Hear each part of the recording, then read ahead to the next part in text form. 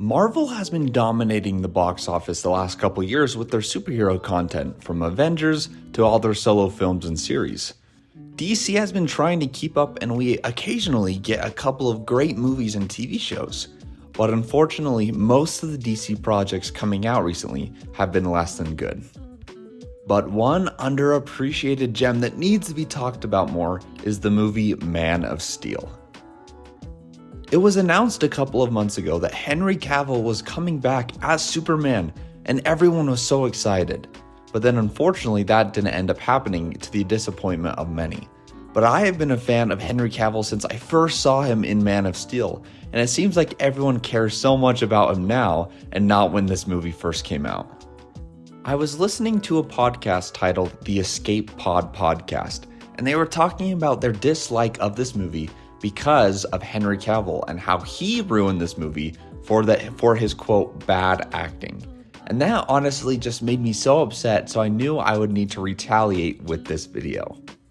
Many people have problems with this movie, and that's totally fine, but I just wanted to talk about why I think this movie deserves more and more love.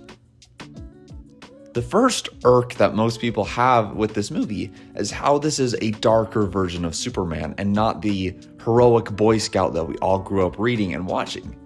I agree that that version of Superman is so special, and that's what makes him the superhero of all time. But I feel like if this movie were to have that kind of Superman, the Boy Scout Superman, no one would really care. But now that this version of Superman is a little darker and with maybe realistic goals and motives, well, then everyone loses their minds. But I first knew that this was going to be a different kind of Superman from the first trailers that came out for this movie. If you haven't seen those trailers, you should go watch them right now. They are seriously some of the best trailers I've ever seen, and they just give me chills every time I watch them, so you should go check those out.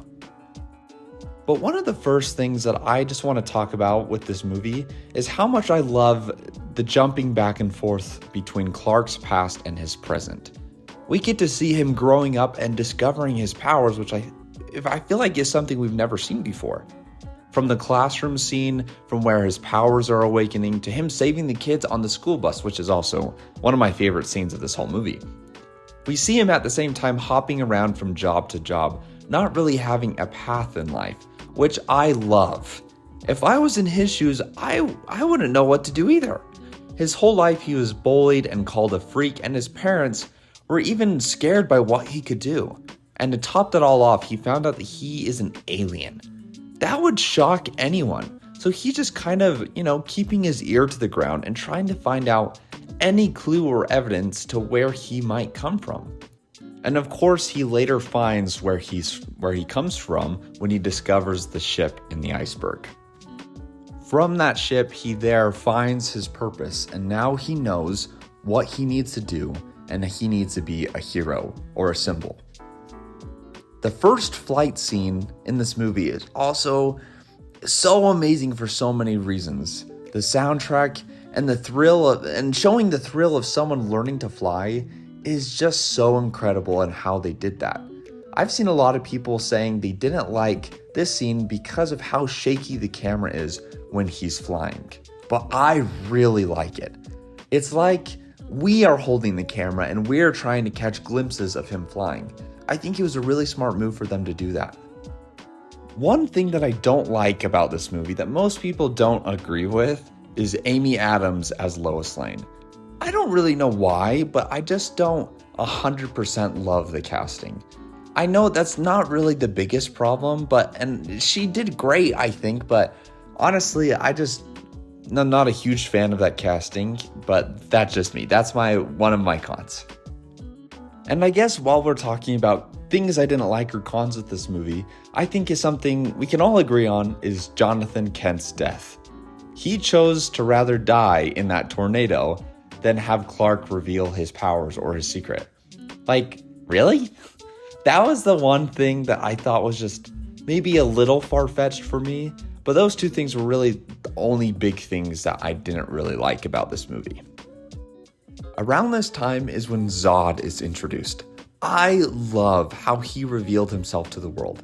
It first showed everyone watching the news as the ship was descending, and then later there's the transmission from Zod all across the world.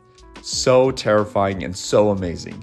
And in real world events right now, I guess the government has officially revealed that aliens are real. So maybe this is something we could expect in the next couple years? Nah, you never know. But after Zod's transmission around the world, again, so terrifying, I think this is really the time that Clark is trying to figure out what he needs to do, because Zod needs Clark and wants him, and Clark knows how much of a threat Zod can be. So at this time of confusion and not knowing what to do, I really love the scene where he chooses to go to the church and talk to the priest. A lot of people have problems with this scene, but there's just a lot of symbolism with Superman almost being like Jesus Christ or like a savior. And you can imagine that growing up in Smallville, him and his parents probably went to this same church. So it would just make sense in his time of need, he would go somewhere where he thinks he could maybe get some advice.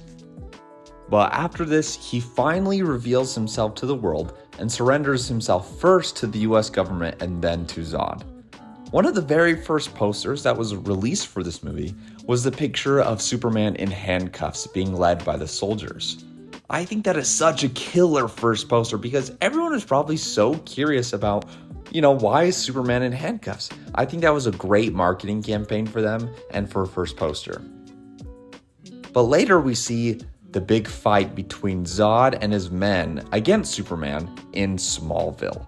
Such a freaking amazing fight scene. I love how realistic it looks in terms of just how powerful these beings are. And I'm no scientist or anything, but it feels like the physics are like spot on. Like I remember watching scenes from like the Flash TV show or Supergirl, and where the characters get hit by someone like, let's say with super strength, and they just go flying, and it just doesn't feel real. You can tell these people are on cables and getting thrown around, but with this movie, it just feels real. And just in the movie, this movie just nailed it. But the mass destruction in this movie and with this scene in Smallville are some of the big major cons for most people in this movie, especially the huge fight in Metropolis. Superman, of course, is the symbol of hope and peace. So why is it when I watch this movie, I see thousands of people dying? That makes most people upset, and I agree because it feels real. Like it feels like a real disaster occurring. But it's realistic. If beings like this actually existed, this would happen. Cities would fall and people would die. That is just the reality of it. I don't want to be too morbid with what I'm talking about, but maybe this is a good leeway into telling you about my comic book series that will be coming out this September.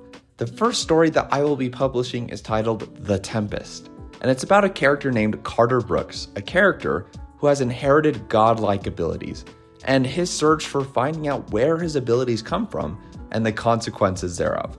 It's sort of a mix of Percy Jackson and superheroes, and I'm really excited to release it this September. And the second series that I will be coming out with, and it's still in the works, it's called God-Given. The title and the whole story, again, are still in the works, but it's a story kind of about me. What if a very average person with a very average life were to wake up tomorrow with the powers of Superman? What would that person do? Why would they become a hero? Would they become a villain? And how would the world, like a world just like ours, how would the world react to someone like that? I think there are positive and negative things that would happen with someone like that entering our world, and so that's what I want the story to be about. And I'm really excited to share it because I really do believe I have something unique to share. So if you'd like to hear more about that, you should subscribe to this channel, leave a like on this video, and also follow me on my other platforms on Instagram and TikTok at Ray Comics. But let's get back into the movie. But the biggest con that people have with this movie is when Superman kills Zod. I think most people can get the reasoning behind why Superman did it, but people always say that that's not who Superman is. And that's right for the most part. But I believe that Superman can be anything and anyone.